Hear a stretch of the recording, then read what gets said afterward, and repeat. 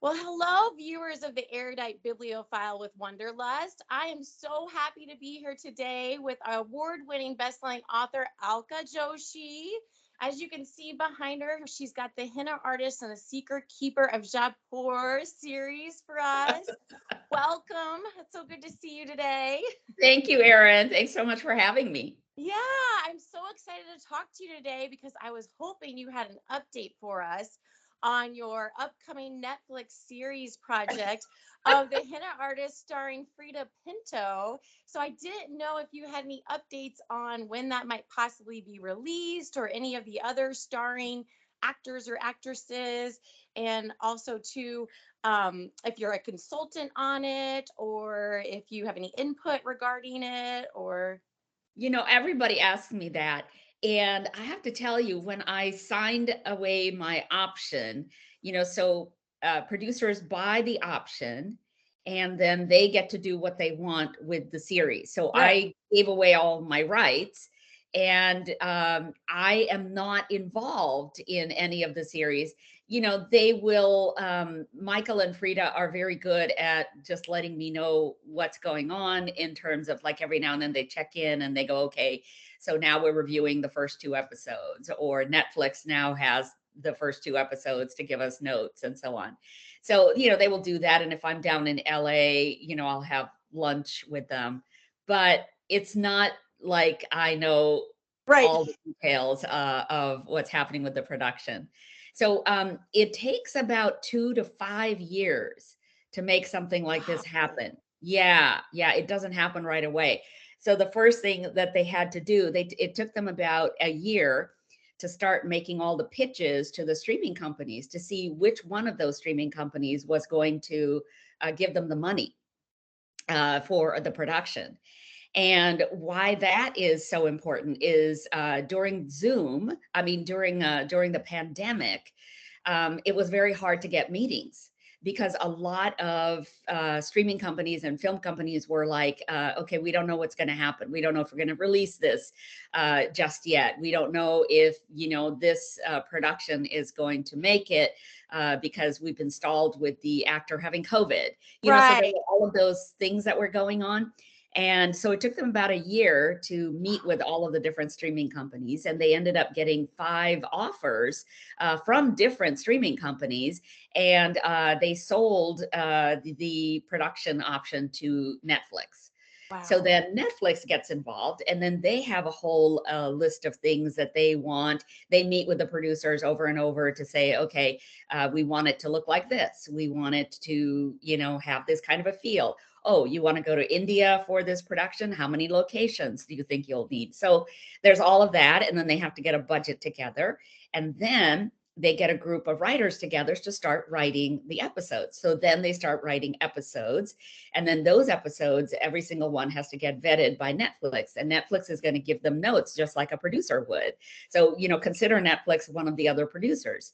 And so then they say, no, no, no, this isn't quite what we wanted. Start over again, whatever. So that's kind of how the whole thing happens. It's very involved. And I have never done a screenwriting before. So I opted out of the whole screenwriting Yeah. business. Yeah, and rightly so, because I would rather it be written by professionals than somebody like me who has, absolutely no experience doing this kind of thing. Um, and so what happens what happens is that they have to start and stop, start and stop. Mm. There's a lot of that kind of stuff that goes on. Yeah. They won't know who the actors are going to be until Netflix approves all of the episodes. Then they have license to go out and do casting. And then they will start looking at the situation in India. Is it still problematic with the pandemic? And is it safe for their actors to go out there? So that is also going to be part of the So they're equation. filming in India. Yeah, oh yeah, yeah. I mean, they cannot reproduce the scenes of Jaipur anywhere in the United States. Right. There's With nothing like that that and all of exists. that. Yeah. No. And like, let's say that they go to Thailand. Well, Thailand's going to have signs in Thai all over the Right. place, right? So they can't do that. And where else are you going to find the palaces and historic buildings like the Hawa Mahal? They all have to be in the scenes. It's very important when you're in the palace to actually have it feel like the palace. So those can only be found in Jaipur. Do we know how many episodes there are in the series? How many episodes? I think that they're aiming for something like 6 or 7 Oh, good. episodes for the first season, and their intention is only to take the book maybe halfway through. Oh, so yeah, it's Yeah, guaranteed at least 2 seasons, and then they're gonna hopefully add the Secret Keeper, and then so on and so forth. So yeah. yeah. Well, yeah, but get this. So when at the time that they bought the Henna Artist, the Secret Keeper didn't even exist. And neither did the third book, because I didn't know I was writing a Right. trilogy until I was kind of like halfway through, no, actually most of the way through the Henna Artist. So they didn't even know that there was a trilogy coming. So what they've got right now is they just bought the option for book number 1. Oh, so then They wait, would it have to starts buy. all over that process again? Yeah. That's crazy. And so, of course, what anticipation and suspense must be that for you when you get told, like, oh my gosh, it got optioned, it got bought, and then 2 to 5 years later, Yeah. well, and Isn't that wacky? Like, I don't know if you remember, there's this production called The Queen's Gambit. yes, Right? It was so good. It took him 26 years to get that made from the time he wrote the book to the time it actually became a production. wow, Um, and so many of the authors that I have since met while being on this author's journey, because I meet authors at various events. I meet them because we're doing a Zoom together. Somebody has put all of these authors together. And so I always ask them these questions like, did your book get optioned? And, what happened? And so on. Do you know that the majority of them say that my book's been optioned once or twice, and then nothing ever got made? So that happens a lot, it turns out, in Hollywood. I asked my screen wow, management agency, and they said that about 90% of the projects that get optioned never get made. Because, 90%. yeah, because as I explained to you, the process is so long and complicated, and there's so many things that can get in the way that oftentimes, At the any point in players those all, steps. yeah. Or you lose your actor because they got involved in something else. Or you lose your director because they, got Right. signed up for something else. So a lot of things can happen. So many moving parts. Well, you're Yeah. one in the 10%, Alka. Let's hope. Let's hope that it will absolutely get made. Yeah. Well, speaking of appearance and his events and whatnot, you are one of the hardest working authors in the business. I will have to say, your hustle is so strong and something to be aspired and admired to, because in Oh. relating to your marketing, your self promotion, your reader engagement, all your Oh. social media involvement, your book clubs, your appearances, like I think at last check, you were up to over 700 book club appearances. Yeah. Yeah, so my absolutely. so my question is, how do you carve out time for your writing in relation to the business side and strike a healthy balance between the two? And then what in your prior background made you have such a strong skill set in that area, or was a lot of it born out of necessity due to the pandemic? No, so most of it is are skills that I have learned throughout my career. So first, I was in this management training program straight out of college, and I learned how to make presentations to CEOs, to directors of marketing, to whatever. And so that was a management training program that really jump started our career into like management, right? So we had to learn how to do all of these things. We had to learn how to supervise people and manage budgets. And then from there, I went into advertising. And in advertising, when you are a creative person, you're given a project. And then you are told, okay, you have till 2 weeks from now to come up with a bunch of ideas that you are going to present to the client. And then the client gets to say, I don't like any of those ideas, or yes, I like this one idea and I want you to refine it further. So then you go back to the drawing board and you probably have 3 or 4 days to make that happen for the client. You have another meeting with the client. And then, the production time is very compressed. So from the time you start on a project in advertising, you're creating a commercial, you're creating a scene, you're casting characters, you are creating dialogue, you're creating basically a tiny story. And so from the time you start to the time you end could be just 1 month, could be just 3 weeks. So you learn to work really fast, and you're working on deadlines constantly, and you're trying to be uh, as compatible with what the client is asking for, and trying to maintain your sense of creativity about it as much as possible. So you learn how to be creative on the fly, if that makes any sense. And I was working on clients like, Washington Apples and the Milk Advisory Board, and, let's see, Fireman's Fund Insurance. And, so you're Wow. also catapulting from one genre into another, one category of of a product to another. So I think I learned how to do that there. Then, after 11 years of that, I decided I wasn't getting paid enough, and it wasn't worth my time to be commuting 1 hour each way to get to Wow. work. And so I decided, you know what? I have learned enough skills now in client management, in creative work, in learning how to manage a bunch of freelancers. I could probably do this by myself. So then I founded my own agency, and that's what I did for 25 years. Wow. And I loved working for myself. And when you're working for yourself, you have to be so disciplined. You have to know that, you've got a project coming due tomorrow, but you need to start another project today. And so what team of freelancers is working on that project versus team of freelancers you're just hiring for project number 2? And so you're constantly juggling. And then you're thinking, okay, after projects number 1 and 2 are over, I need to have more work. So then you're Right. constantly pitching. You find more clients and more contacts, and then you go, hey, can I talk to you about some advertising needs that you might have? So I think that also prepared me for everything that I ended up doing.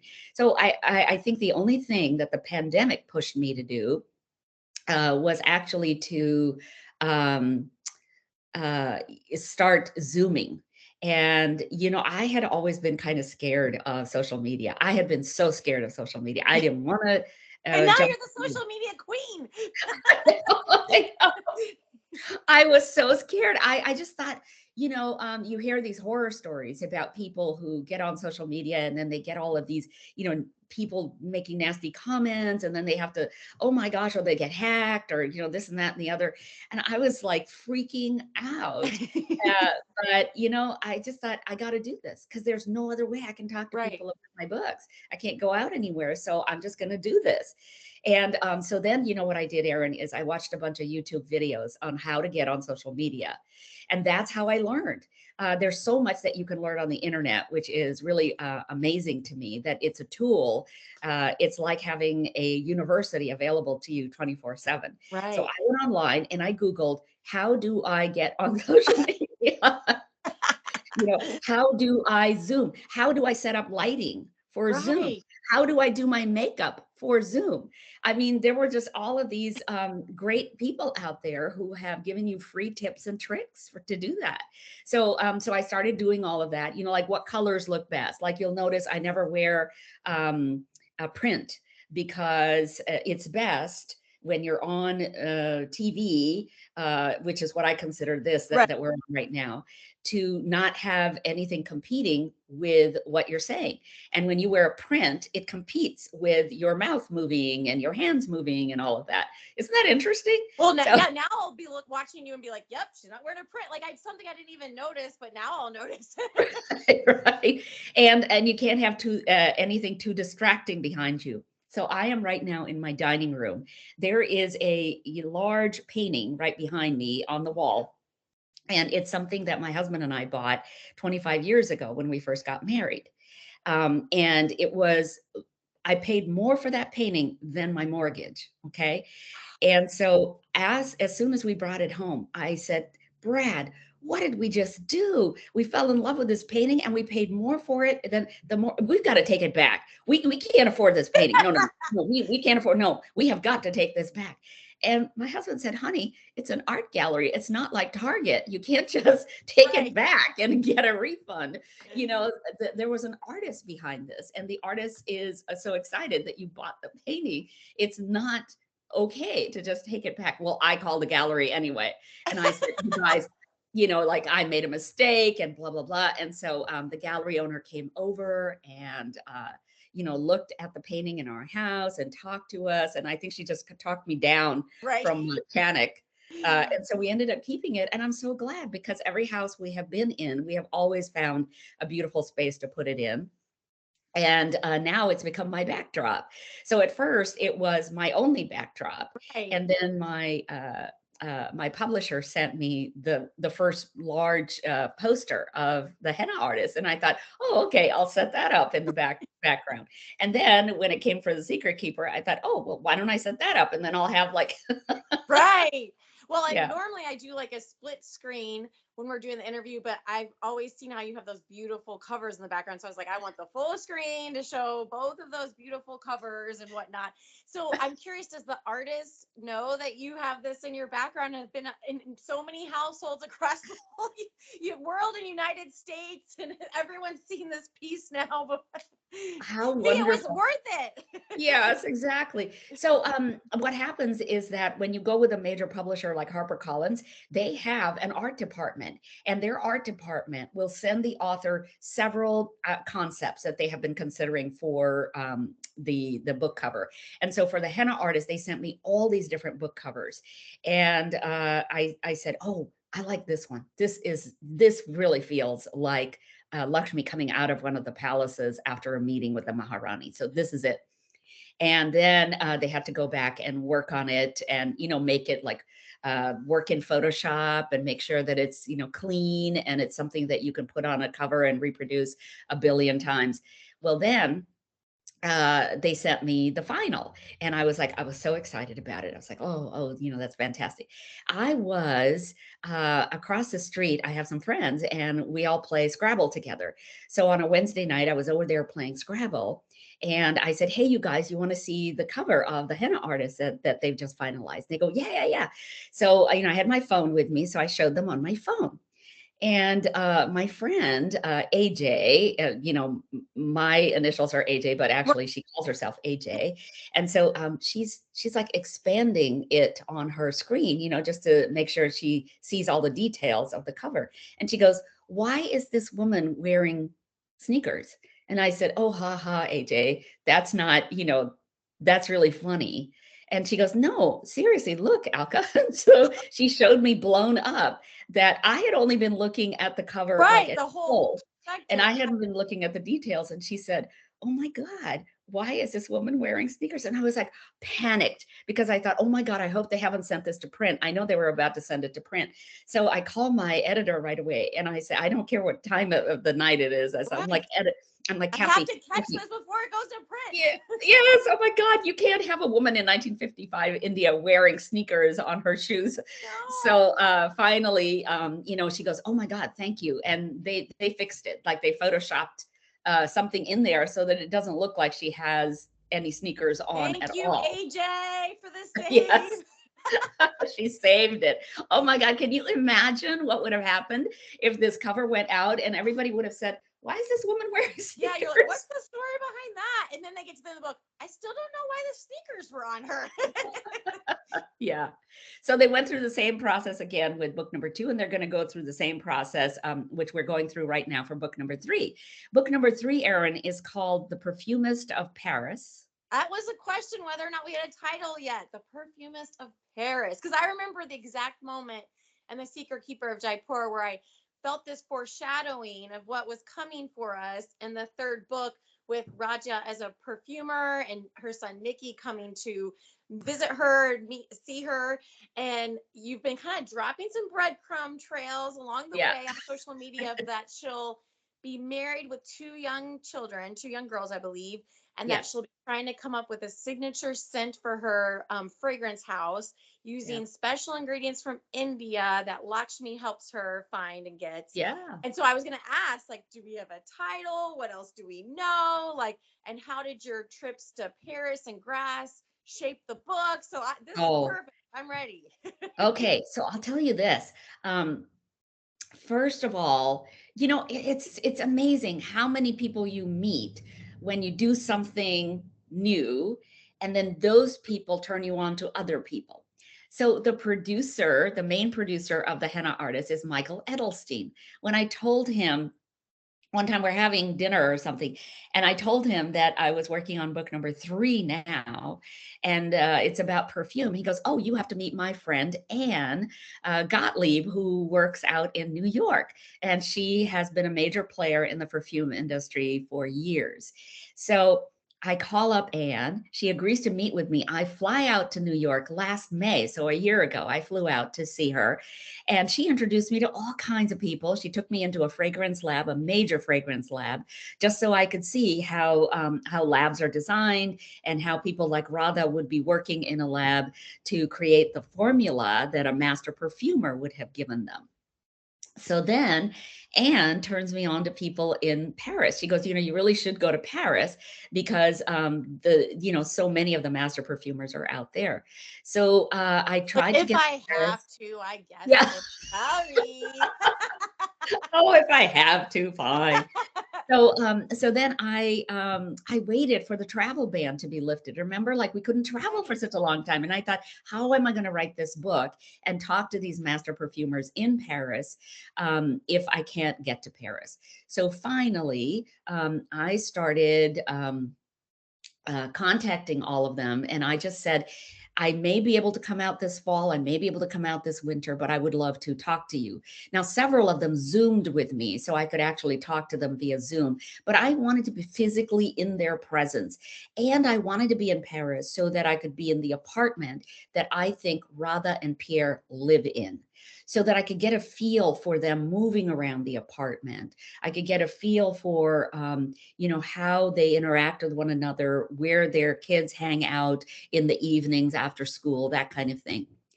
And, because the first two that are taking place in India, I know those places. I know those homes. I've been in those homes that they're in.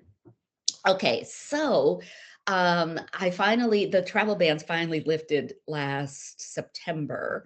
So I make an appointment for October and I go over to Paris and I, line up all of these master perfumers to talk to. And they take me into their fragrance factories and we have lunches. They are just so welcoming because if you're going to talk about perfume, they can talk about perfume forever and they want to talk about perfume. This Right. is their life, right? Yeah. They're Um, passionate. and yeah. And so one of the things I learned, I thought Radha was learning to be a master perfumer. And I thought it would take like maybe a couple of years. And I thought maybe it was like like a designation, like you study for a certificate to become a master perfumer who actually gets the assignments to develop perfume. Not everybody does that. Only the master perfumers get those assignments. And then what I learned is that a lot of master perfumers, they get that designation after they've been working for about 10 years. It takes that much experience to become a master perfumer, just Wow. like it took me 10 years to write that first book, Right. because that's how long it takes for them to memorize 3,000, 4,000 scents in their head. Like they're in their head, they can smell the scents that they are creating. So when they're putting 5 or 6 perfumes together, 5 or 6 scents together, 5 or 6 raw ingredients to create a perfume, it's all happening in their heads. They write out the formula with specific measurements of each raw ingredient. That's what goes to the lab. And Wow. then the lab assistant, like somebody like Radha, would then use all of her perfume bottles, her scent bottles, to mix all of those ingredients together exactly. And the reason that you need lab assistants is because some of the ingredients, like this kind of digestive crap that a whale spits out, okay, that's one of the ingredients. That's one of the most expensive and most wanted ingredients in Wow. perfume. Get this, it's called ambergris. And I've heard like, like putting this. yeah, but it comes in this kind of clot, okay? And it's hard, like a stone. So you have to pulverize it. You have to, cut off a chip, a very small chip, and you have to pulverize it. You probably have to add some, some other kind of oil to it to make it malleable. Then you have to add it to the perfume. So a lab assistant has to know a lot of chemistry Right. to make all of that happen. So I learned all of this in Paris, and then I did stay in the apartment. I found it through Airbnb. Thank you, Airbnb. Yeah, right. um, but I found this wonderful apartment for Radha and Pierre that I think they would stay in. And I wanted it to be one of those 19th century apartments that Haussmann had designed. So it had wood beam ceilings. It had a beautiful wood floor. It had those tall balcony windows, the ones that you always Yeah. see in these gorgeous Paris movies. And it had a beautiful, it was in one of those apartment buildings where, of course, you have a concierge at the bottom. Okay. And the concierge does not let anybody through unless they know who you are, or unless you have said, so and so is coming to see me. And you have to go up these winding stairs in order to get up to the higher stories of the apartment building. And they live on the third floor, which is actually the fourth floor for us, because in Right. Paris they don't count, the first floor. So I thought, oh my God, this is great. So then I got a chance to actually feel what it was like to be in that apartment. What does it smell like once you start going down those stone steps? And it's a little musty, and you get all of the senses of what anybody is cooking. You hear the piano playing of, one of your neighbors next door. You hear if somebody has a dinner party going on, and you can hear it all night. So there's all of those kinds of things. And then I wanted it to be close enough to the Saint-Germain area, where there is Café de Flore, where there is De Magot. Those are the two famous cafes, old cafes, where a lot of authors used to hang out. These are the two famous literary cafes. And so I wanted Radha and Pierre to live not too far from there. And I found the exact apartment. I can't believe it. So I stayed there for about 2 weeks. And then I went to Grasse, which is in the southeast of France. And that's where a lot of the raw ingredients are pulled together. And it used to be the perfume capital of Europe.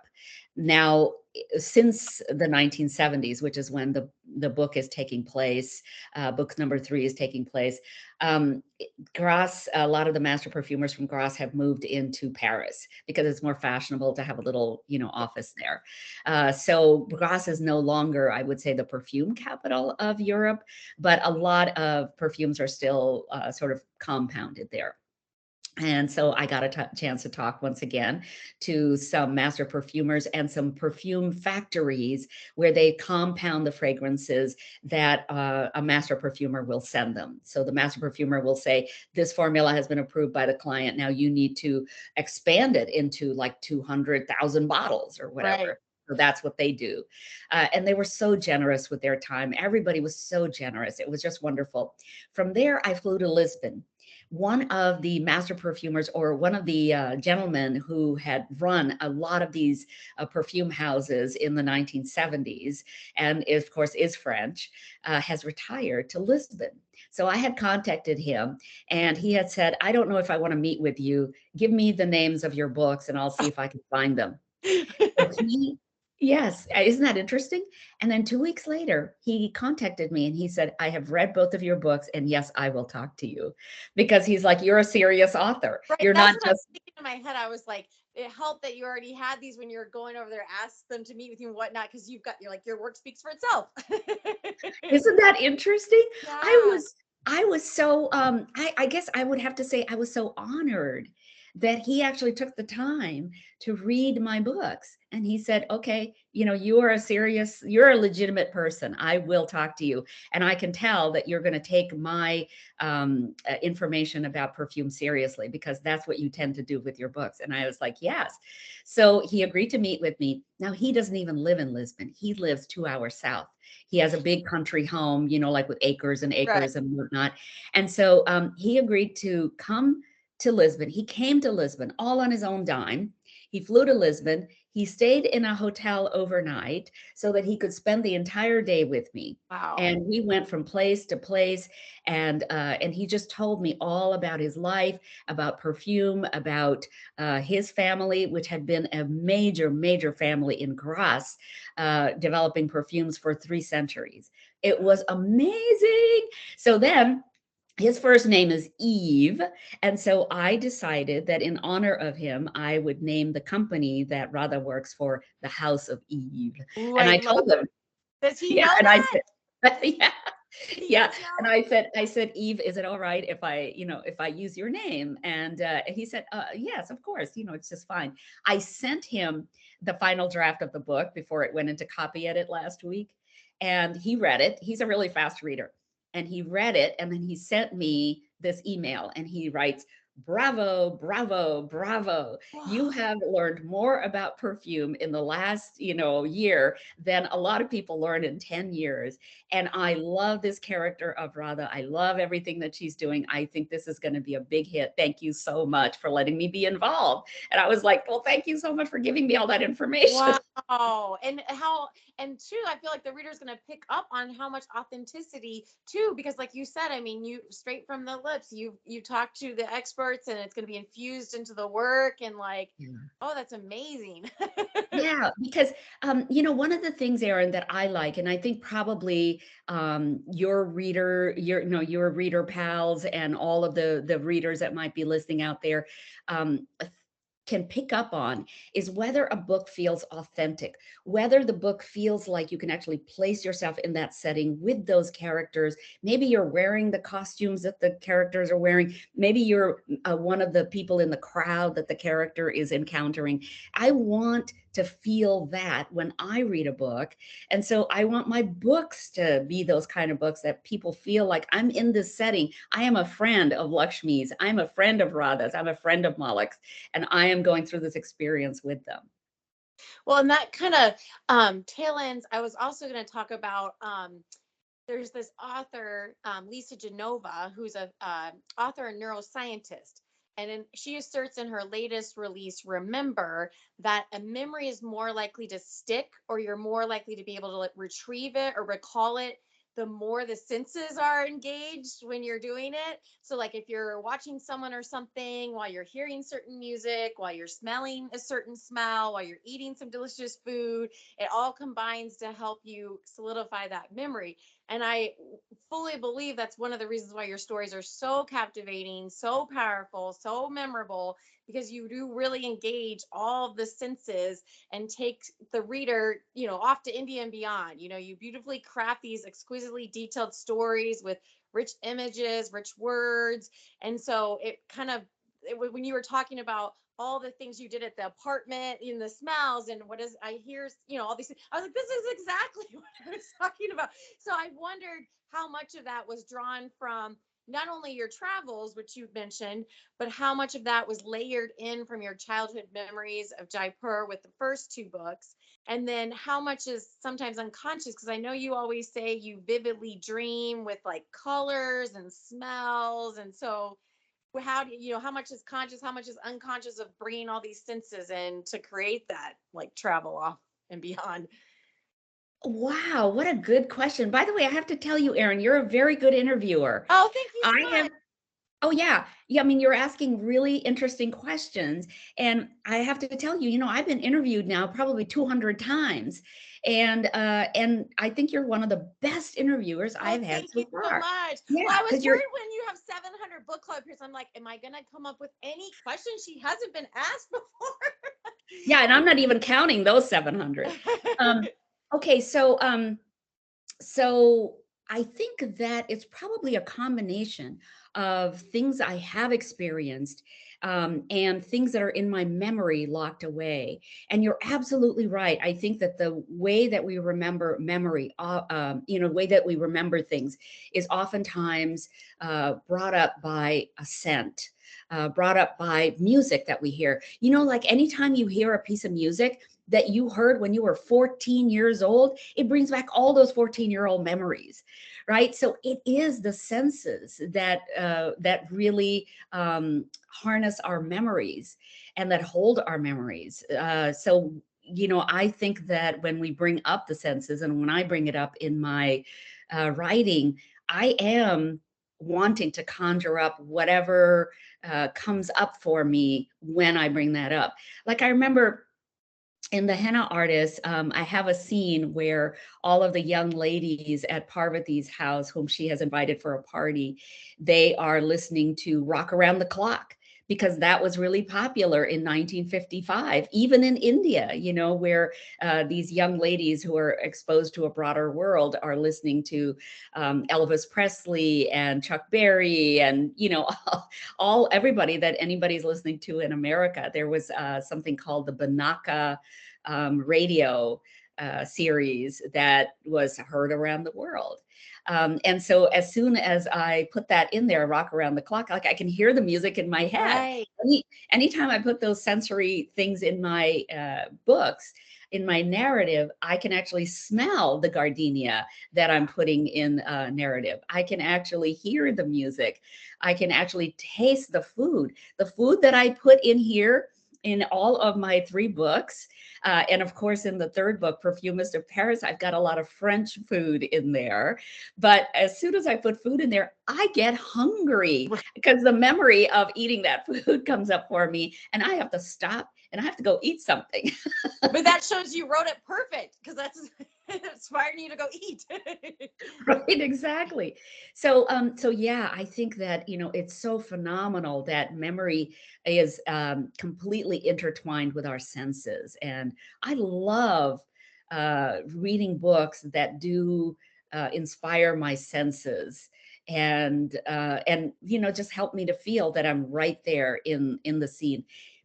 If I pick up a book that doesn't do that, I put it down really quickly. And there are so many books that I never finished because I'm not in the scenes. I'm not feeling like I'm really there. And it doesn't mean it has to be historical fiction. It could be futuristic. It could be, in the happening in some other country that I've never been in. But I want to feel immersed as if I am one of those people in the book. Well, and you kind of started speaking about a scene that I was like, it connected me to this other question I had.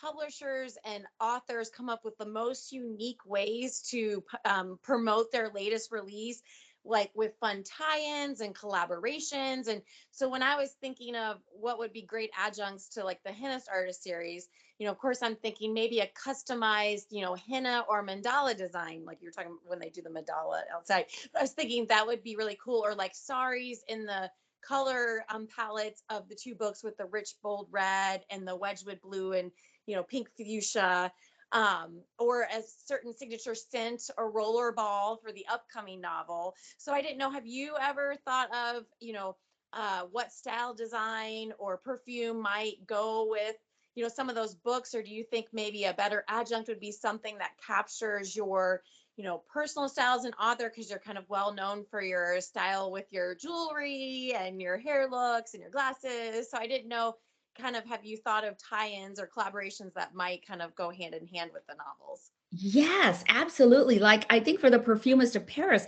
it's a no-brainer to have a perfume or some kind of a signature scent to go with that. And actually, for the Henna Artist, one of my friends, Mandana, she has a little perfumery, and she had developed a signature scent for the Henna Artist, and it's lovely. I adore it. But in order for us to mass manufacture it or something, I think we would have to have somebody help, sponsor it, or, Right.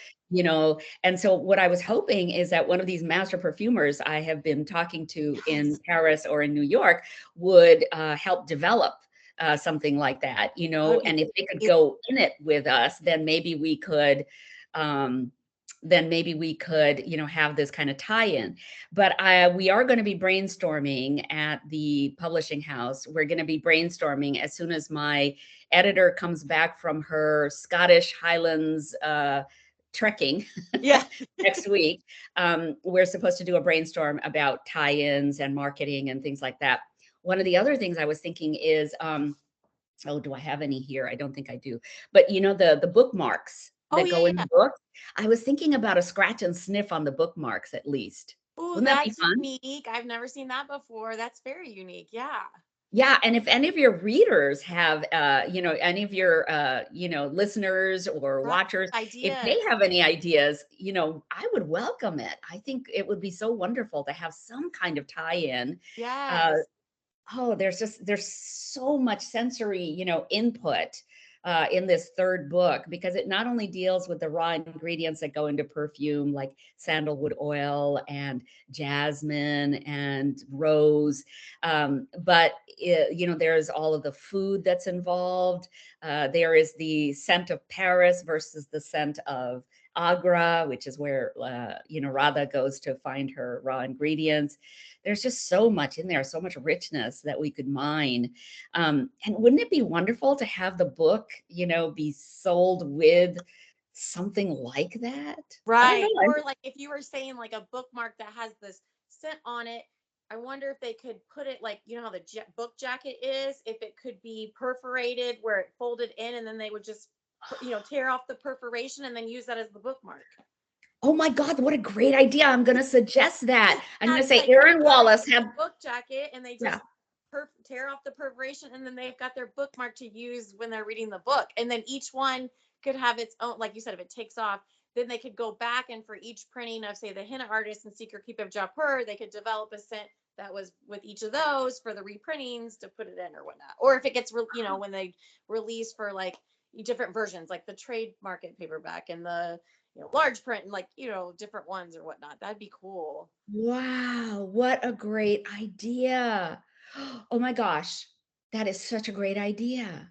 And if they can't go back and do it on the books that are already out Right. in the world, maybe they could have a sort of page of bookmarks with perforations in Right. them, and each of the bookmarks has a Right. scent that, you Oh, know, for the means ones they something. already have, like they've already Yeah. purchased two. Yeah, that's a great idea. That's an Ooh. awesome idea. Yeah, let's do Oh, it. And I'll think of, oh my I'll have to gosh. think of some other ones too. Yeah, that's a fantastic Have idea. they Yeah. said when they think the book will be released, the third one, or not yet? Yeah, they actually have a date that they have scheduled it for March the 28th, 2023. Oh, okay, good. So we know when it's coming. Okay, perfect, perfect, perfect. Yeah. Yay. So I think, let's see, March is, I think that's Women's History Month, right? March.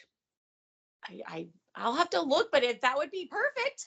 Yeah, yeah. So it could be March. You know, if they delay it for a couple of weeks, you know, because of another book that has to Yeah, come out that's right. been Who knows? delayed or Right. something, then I guess it would come out. The next season would be in June. So it would come out for a beach read for the summer of 2023. Perfect. Either way, perfect either way. Well, and you talked a second ago about, you had alluded to how it took 10 years for the journey for the Henna Artist to write and publish, you know, 30 drafts, you know, over 10 years to publish this debut novel at 62.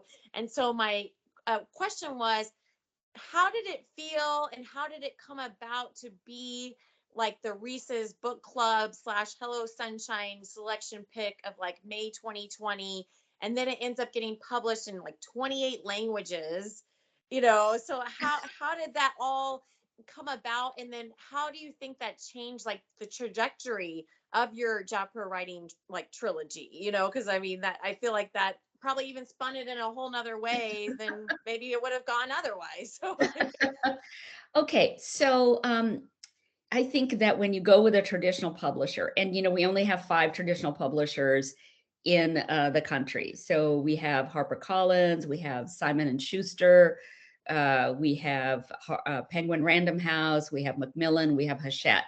So those are the 5 biggies. And each of those five biggies has publicity departments. So when they know that an author is going to, like, they can sense in their pub boards. Each of them have pub boards, and the pub boards decide which books they're going to publish.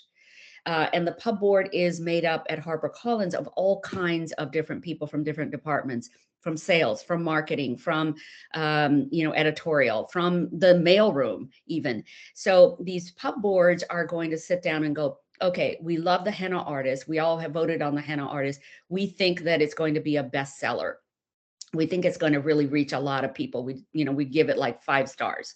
So then they determine in publicity how much of the publicity dollars are going to be given to each of the books that they're publishing.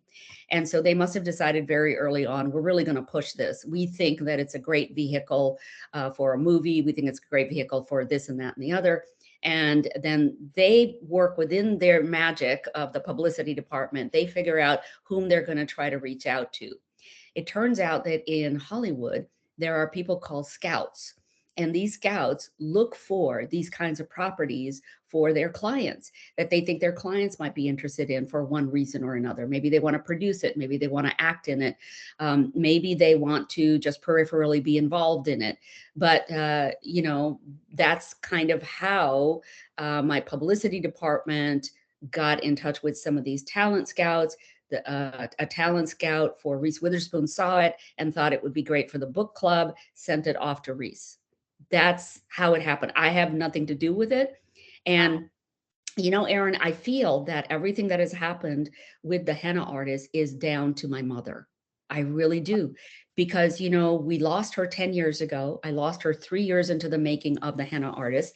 And I really thought that I wasn't going to continue working on it at all because I was so, sad that she was gone and that she was my model for Lakshmi. But then whatever forces there are out there that sort of take over, that know that something is good for you and you need to do it, they kicked in. And then nobody would let me go. And so, my thesis advisor said, hey, what are you doing with that book? You really need to work on it. So I go back to work on it. And then this agent from New York calls and says, hey, I've got a manuscript in my hand from one of my favorite clients, and it's your book and I want to work with you on it. And then she works with me on it for years. And then I give up again. And then she says, why don't you get some developmental editors to help you the rest of the way? I get some developmental editors, and then I stopped working on it again because it was too much work and I didn't want to do it. And I thought it was just a racket, this whole publishing thing. But then, a year and a half later, I accidentally run across the manuscript and I think, oh my God, I spent so many years working on it. Why don't I do something with this?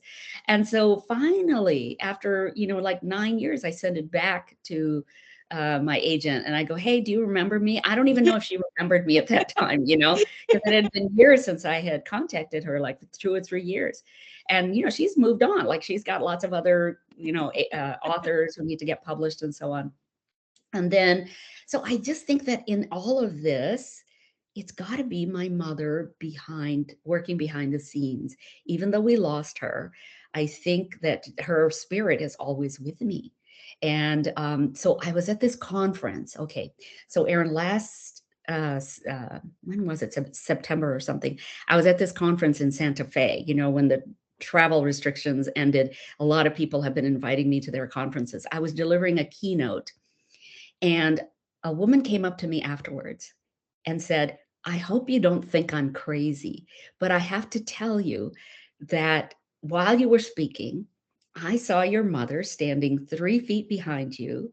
She was in a golden sari and she was speaking to you in Hindi, which I don't know. And so I can't tell you exactly what she was saying to you, but she was beaming and she was so proud of you. And I was just like, oh my God, do I believe those kind of things. Don't you, Erin? Yes, that's like chills. Yeah. And so I know for a fact, I think she's always here with me. And if it hadn't been for her spirit, I'm not sure that this would ever have been released into the world.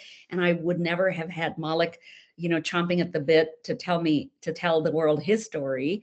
And then for Radha to tell her story. So I don't know. It's really wild. I think that there are forces at work that we can't see and that we really don't have Yeah. a 3D handle on.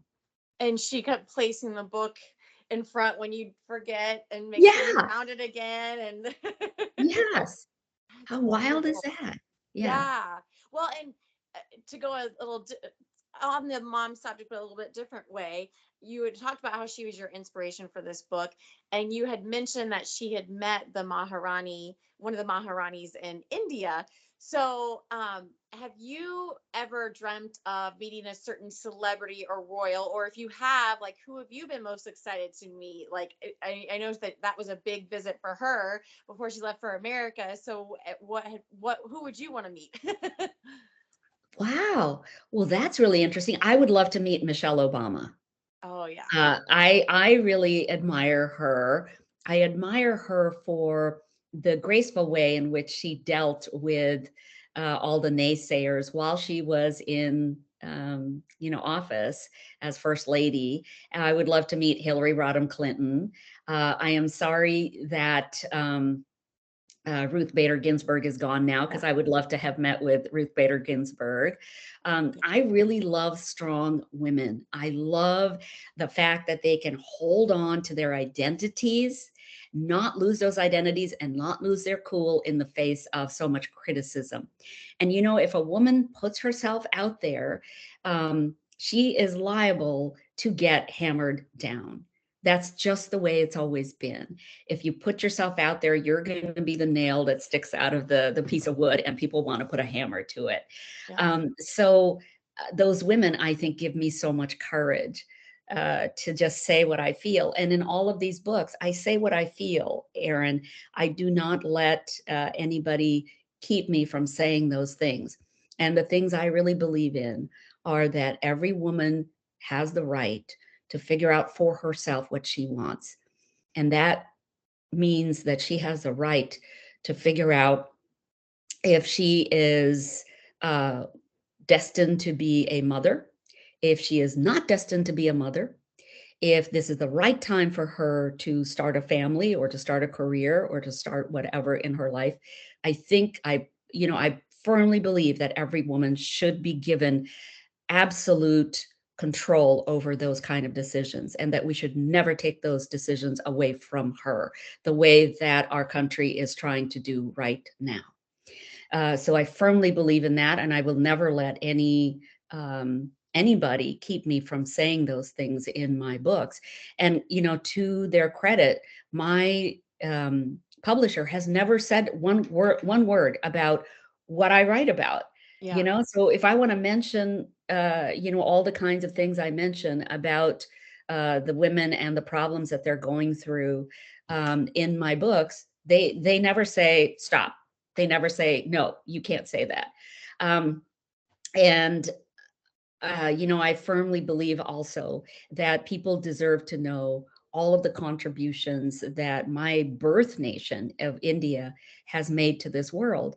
And I feel very strongly that the onus is upon me as an author writing about that country during the times of the 1950s, 60s, and 70s to inform the world about what was happening and the strides that were being made to develop this, what is today the largest democratic nation in the world. So I think that all of those things I feel so strongly about, I get to write about in my books, Yeah. which is a wonderful platform to be able to do it in because I can couch it in fiction. Right. And that makes it a lot more interesting for people to learn. Like I love to learn through historical fiction what was happening in a certain era. I won't read a history book about it, but I'll read historical fiction Yes, about true. it. That's definitely true. Well, and the beginning of the books, you usually put some kind of quotes or proverbs. We're talking about strong women, and in Secret Keeper of Jaipur. One of the quotes was from Mother Teresa, and Yes. also had a Hindu proverb and a Serbian proverb. So, how do you select those quotes and proverbs? Is it something that you have, like, before you even start writing and drafting the novel, you select some inspirational ones and that they guide you? Is it after you finish the novel then you pick the quotes, or how does that all work for what goes in the front? After I finish, then I think, what was this book about? What are the things that I really want people to know from this book? Now, in the Secret Keeper, I think the Mother Teresa quote goes something like this. Um, Even if you do good, people will criticize you for it, but do good anyway, right? So that's the essence of what she is saying.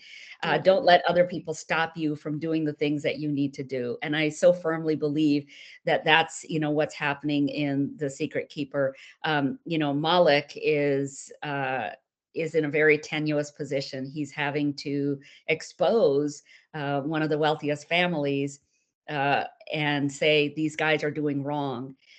He could very easily and is being discouraged from saying any of that, but he firmly believes in what he's doing, and so he ends up doing the right thing.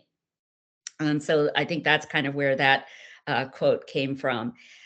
I think in the Perfumist of Paris, I am looking for quotes that really relate to scent and memory. Just like we were discussing earlier about why scent is related to memory and why it's so important uh, to recall all of those memories. So those are the kinds of epigraphs I'm looking for. Yeah. So, have you picked those yet, or are you in the process of doing that? I have picked out a couple, but I think I'm still lacking one that uh, I think I'm going to switch one of them out for another one. And one of the quotes is by Elizabeth Taylor, believe it or not. Love it. Yeah. Yeah. And so they're all going to be centered around scent attached to memory. Yeah. Okay. Sense attached to memory and sort of what those memories hold for us. So I know you've been really busy on other projects too, besides just the writing, which would be a mammoth in itself. But you've been co-hosting National Public Television's A Word on Words in its seventh season since February, Yeah. a show that you were on a year ago yourself. Then you also have dropped some hints about maybe a podcast. And then I didn't know if, depending on the popularity and a demand of like the TV series and the books, or just demand from the readers for more books or spin-offs of the books, could it continue further than three books, or what's next for you, Alka, I guess is what we're saying. Well, believe it or not, I am thinking this idea has been percolating for probably about 20 years in my head. And I am actually in the throes of learning how to do script writing, which, as I said, I didn't know before, but I thought, well, why not? Let's try, let's learn what this is all about. And I have an idea for a TV show. And it involves four people, but it's modern day. It's not taking place in India. It's just taking place in the United States. It's modern day. And I think it might be really interesting. And it could, I mean, it'll be, I don't want to say too much about it, but it'll be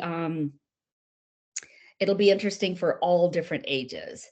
And it's sort of a half-hour show. It's drama, but it has a little bit of comedy in it too.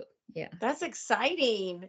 And Yeah. because you'll have wrote it, it'll be like you said, you'll have your voice to be able to guide it however you want and see fit and what you want to say, versus like you said, and when you write the books, you don't always have control once it gets signed over to streaming services or studios. But in this case, it'll be all you.